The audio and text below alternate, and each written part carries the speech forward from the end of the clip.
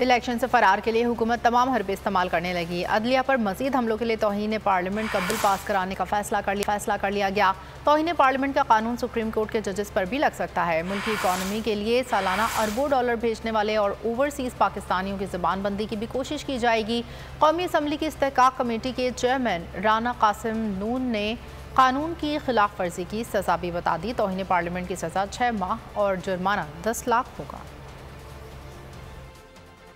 Parliament के वकार को बढ़ाने के लिए, पार्लिमान को स्ट्रेंथन करने के लिए, पार्लिमान की कमेटीज़ को फंक्शनल करने के लिए, इफेक्टिव करने के लिए, this was the dire need of this document. उससे हम ये समझते हैं जब पार्लिमान की कमेटीज़ फंक्शनल होंगी और इफेक्टिव होंगी तो उससे पार्लिमान का तकद्दुस में इजाफा होएगा।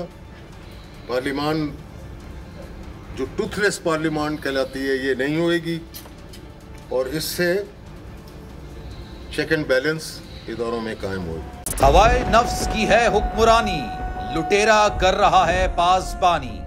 बोल न्यूज के मार्केटिंग हेड आकाश राम ताहा लापता, तफ्तीशी इदारे जवाब देने से कासिर।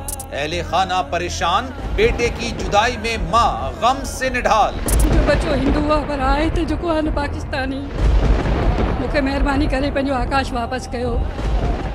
अमरीकी सेनेट में कांग्रेसमैन की आकाश राम के अगवा के खिलाफ पुरजोर मुजम्मत। And I, of course, have been concerned about some of the terrible disappearances, some of the abuses of human rights in Pakistan. United nation ने भी आकाश राम की बाजियाबी के लिए मौसर इकदामात उठाने का इंदिया दे दिया। मुश्किल की इस घड़ी में आलमी मीडिया समेत इंडियन मीडिया भी चीख चीख कर आकाश राम की बाजियाबी के लिए आवाज उठा रहा है।